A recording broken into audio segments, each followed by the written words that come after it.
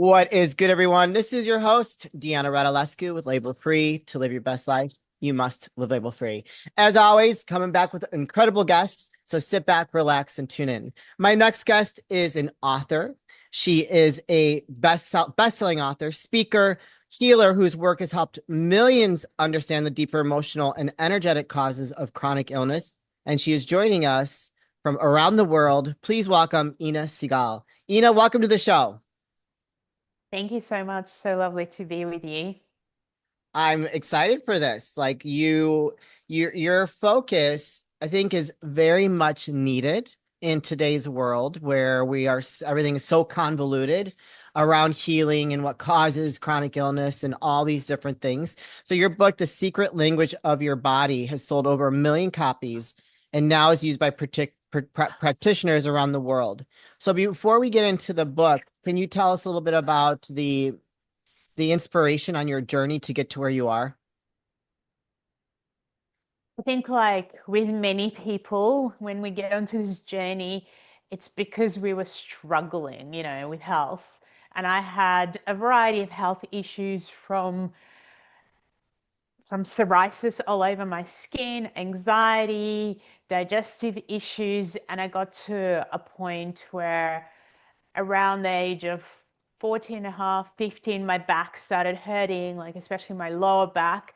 And for several years, it just deteriorated. I went to see a lot of different people, practitioners for it, chiropractors, and I feel like the moment of real transformation came after seeing a chiropractor for quite a few years. And well, several, I should say, but this particular one was actually about over a year. I was seeing him and 3 times a week. And I got to his office one day in agony. My back was twisted, it was inflamed, and he heard about it. He came out of the office and he was aware that I was going round and round in circles in terms of my own journey.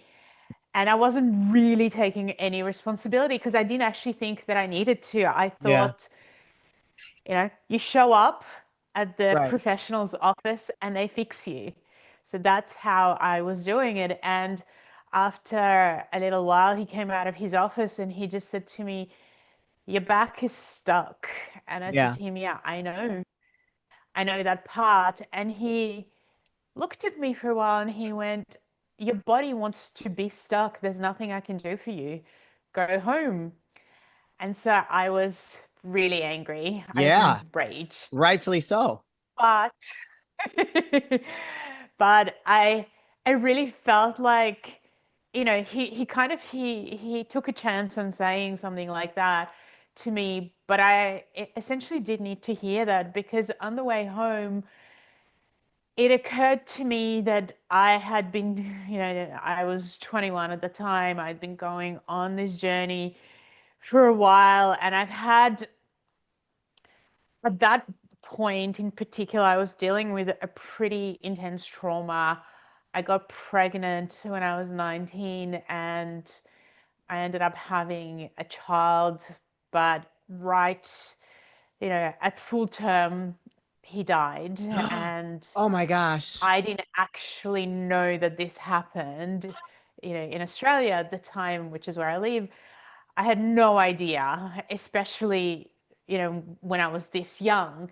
Yeah. And this kind of connected not just into my own trauma, but into the trauma of my family Yeah. because my grandmother was one of 8 children and her mum was actually clairvoyant. So this is going back to 19, you know, Sure. 40s.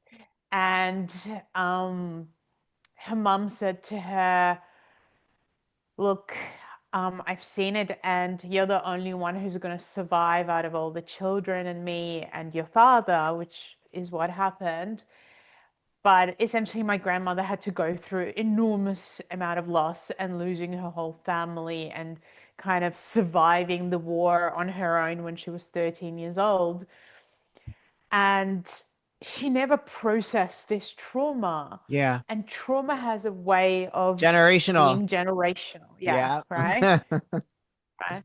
And so I think I was just frozen in the trauma, both what happened with my family and then what happened to me.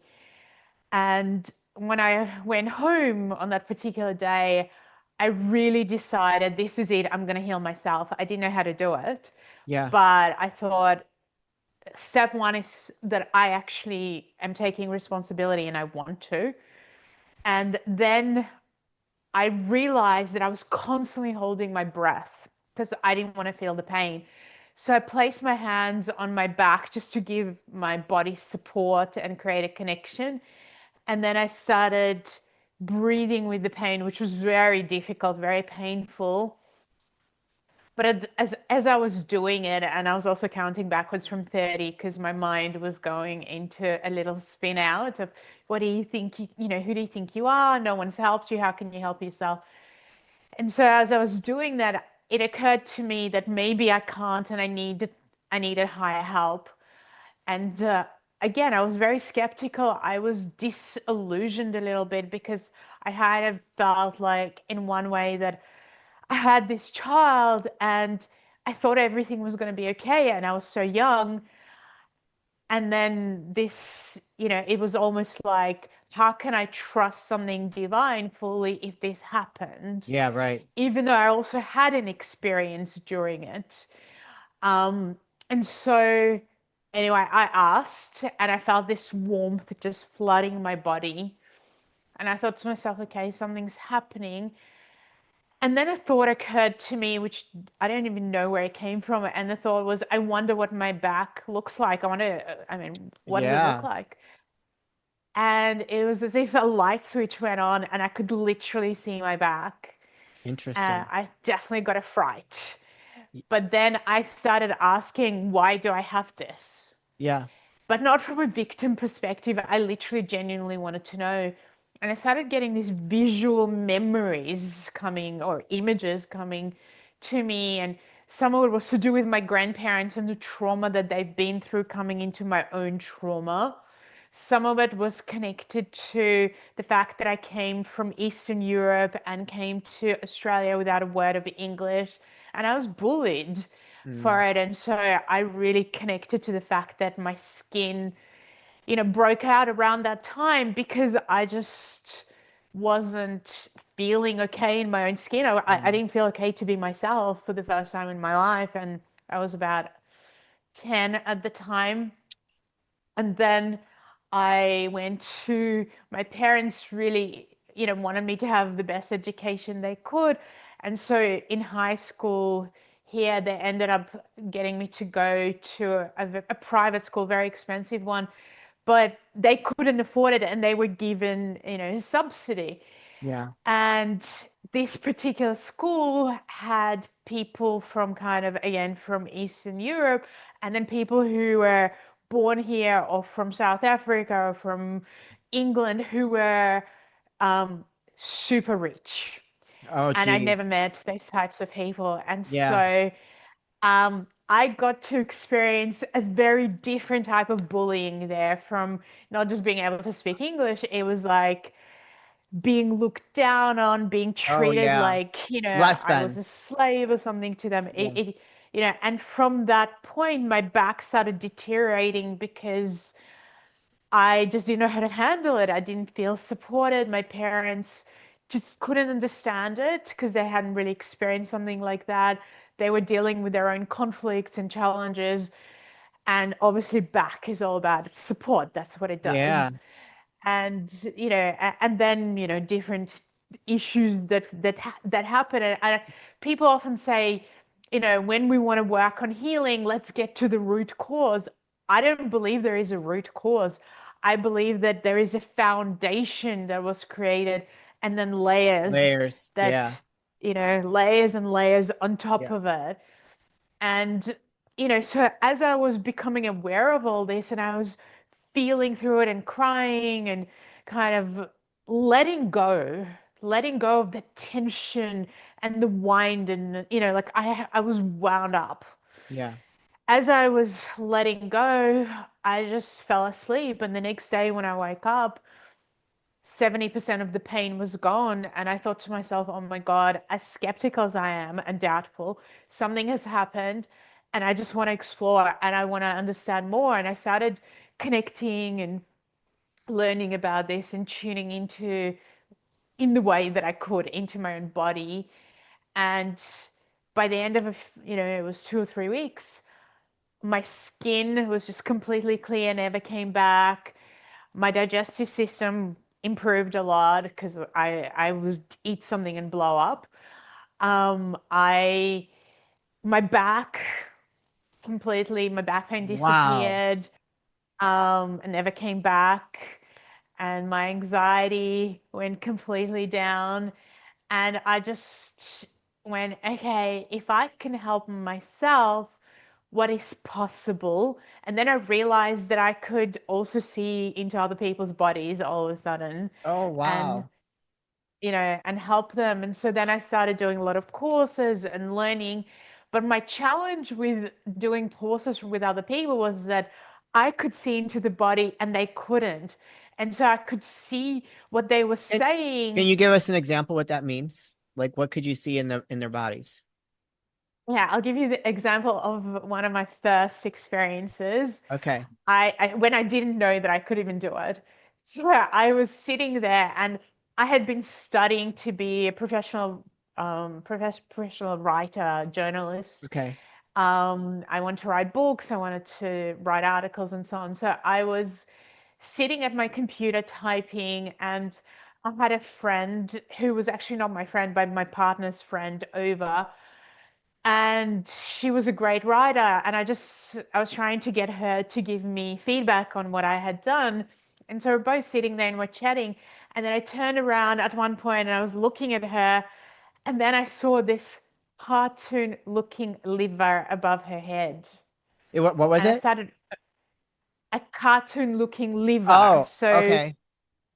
I just kept opening and closing my eyes and going, oh my God, what's going on Yeah. here? I'm going crazy. And she said, do you have something in your eye? Because I was literally Yeah, doing right. this Blinking. and blinking, and I said to her, no, but can I ask you a really strange question? And she said, yes, of course. And I said, do you have liver problems? And she said, yes, I've had them my whole life.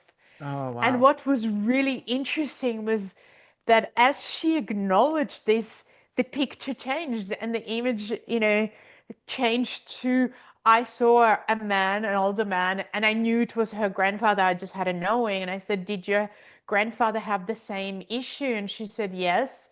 And then I saw that her grandfather had, during the war had been in a concentration camp. And so I Oh, asked her, and she said, yes, he was. And I said, do you get nightmares? And she said, yeah, I do. And then I said to her something that I was like, oh my God, I don't know what I'm talking about because I literally didn't at that yeah. point. I said to her, I feel like the physical issues you have, and I didn't even know she had any at the time. I said to her, I feel like it's in your DNA. And 2 years later, she had tests done, and that's what she was told. But then I told her all this stuff about her family that she didn't know. And she said, can I call my mom? She was 25 at the time. And I said, sure. So she called her mom and she came back and she said to me, I have learned more about myself and my past in the last 30 minutes than I've known in my 25 years of being alive. And I don't Wow. know who was more shocked at the time, her or me. I think it was Sure. me actually. Um, and so I realized that You have I like had a awakened. clairvoyance almost, right? Was that what you consider Yeah, it? in some ways. In some ways. I awakened this capacity to really understand what was going on with the person. Later on, it changed. So I didn't see cartoon looking, body parts, but I would just connect to the soul of the person, so to speak. And then I would be guided, to focus, so it's kind of like I would scan their body when I was working with them. And I would see like a circle or, the body part would kind of Yeah. come out and go, start here, look at this, focus on what's going on in this And so area. that's more like intuitive now, not clairvoyant. Yeah. It is more intuitive, I feel. I don't feel that my great grandmother could see the future. Yeah. That's not really my gift or interest in so much, but I'm more interested in putting all the pieces of the puzzle together so that the person can understand how their life story, their ancestry, what happened to them, created the challenges that they're dealing with in their life, Do you you know, still on have whatever this gift? level. Do you still have this gift now? Absolutely. Yeah. Absolutely. And, sometimes it's interesting because I've had a family member who's been not well, and this is actually my partner's family member. And I am not the biggest fan of tuning into people who are part of the family because Yeah. you get emotional and and I feel like the more objective you are, the clearer, and I'm very accurate from experience. Sure. Um, but when it comes to family, I'm a bit like, Yeah, is that that would be something really I want to tricky. see or don't want to see? Yeah, Yeah. right. It is very tricky, as you've said. And this particular person went through a treatment that I was very against because I have seen, this types of treatments destroy kind of your internal body, your destroy the subtle body. So I often see things that are not in necessarily fully in the physical body yet, but I'm seeing it in your subtle body, that and it's going to eventually if you Yeah. do nothing, it's going to show up physically because it is so much easier to deal with something before it becomes a huge physical issue. And I, obviously made a big deal about saying this, that I disagree with this treatment because it fries Yeah. the subtle body. And this person still went ahead and did it, and and I would see things, but medically, in that in the weeks that I was seeing, I was like, this is not going to end well. Like this is Oh, potentially going to, like, this person's not going to survive after yeah. this treatment. And on the physical level, when this person was getting kind of tests done, it looked really good Yeah. after the treatment. Yet I kept seeing, I'm like, Yeah. for me, I'm not seeing that that long term this is going to be positive. And so within 2 months, like now this person is dying, and it probably has a week or two left to Oh live, my gosh, that's awful. That's which is awful. very hard, Yeah. to kind of see. But what was very interesting to me was that all the medical tests were showing up that he was fine, but I kept seeing, what I was seeing was completely the opposite. Yeah. I'm not a fan of conventional medicine. I don't really subscribe to that. So I'm one that's gonna look for like a different route, a more homeopathic natural route before I'm forced to go like something that's ultimately gonna kill you. Like, I don't know. Well, that's very sad. I'm sorry to hear that about your family member. That's awful. I'm sending my prayers and love and all that stuff. So, can you only see things in person, or can you see? So, like, if you're looking at me, can you see something about me? If I focus. So I realized early on that I was this sponge, and that I would walk down the street Sure. and be bombarded by Yeah. people's issues. So I ended Li- up learning how to switch off like an unless empath. I wanted to. Yeah, like an empath. Yeah. Because I Yeah. can pick up feelings very easily. And it's like I haven't learned that gift that thing yet because I gotta stay away from people when they got like I just can't have that bad energy around me because it's like Well, I had to learn how to, you know, wake up, connect to Yeah, to divine, protect myself, strengthen my sure. auric field, learn how to yeah, not be constantly bombarded, but only if I decide that that's what I Yeah. want. So if I decide, that I want to work with the person and we have time and I want to explore, then absolutely I start to see it. But unless, there's a kind of a switch where I go, okay, I'm going to do this now, I don't really see anything Well, that's from good. people. So, That's good. But yeah. I mean, my question was mainly just to see, like, do you work with people virtually if they want to?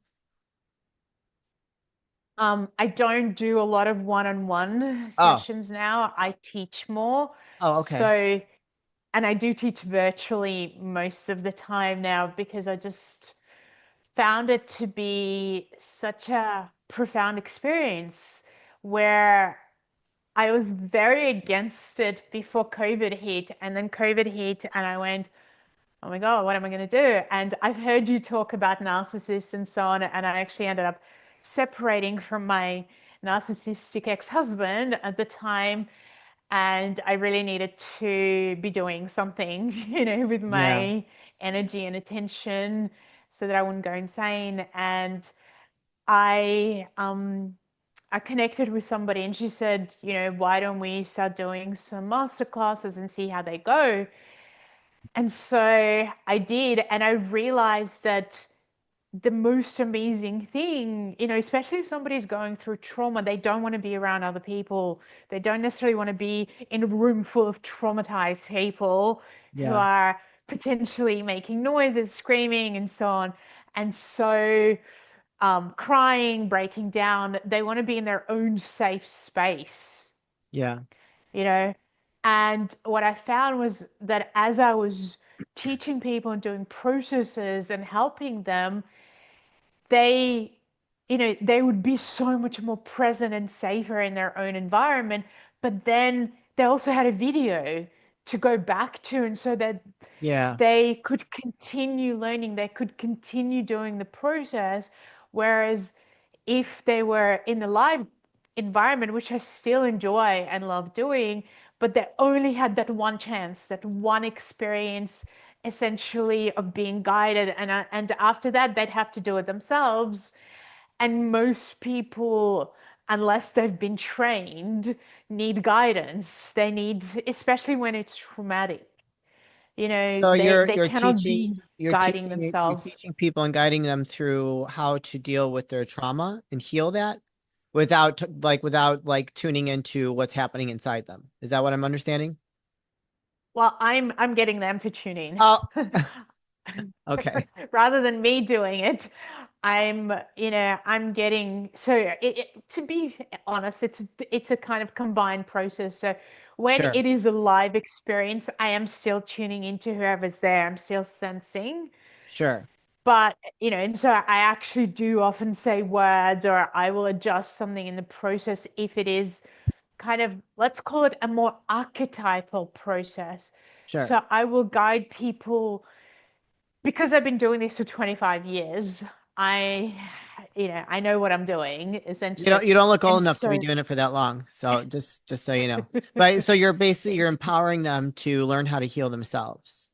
yeah, yeah. And so, and with trauma, we might do it in a different way.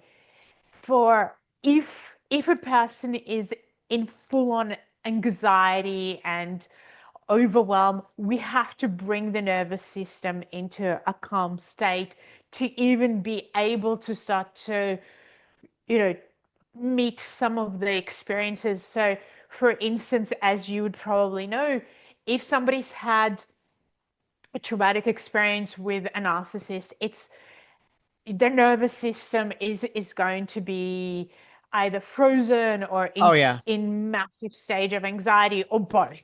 Usually it's both.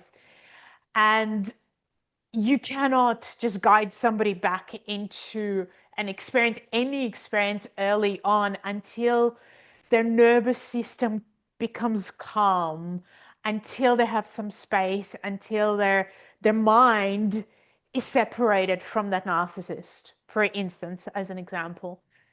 So when we, come back to an experience, what I like to do is actually work with an archetypal part of themselves as opposed to going direct into any trauma.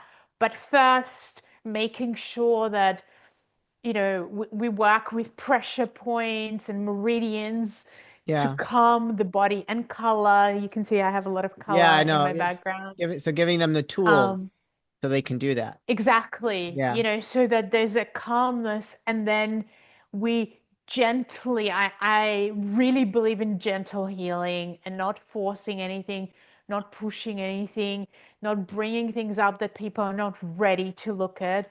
And so we might go, okay, let's work with the archetype of yourself. So what is an archetype?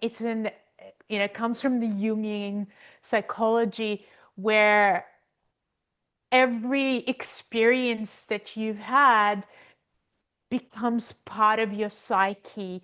And rather than working directly on an emotion, so one of the things that I've discovered is that we generalize everything, right? Oh yeah, And so for we'll sure. generalize emotions and we'll say, okay, what, so I'll say, what do you feel? And you'll say anger.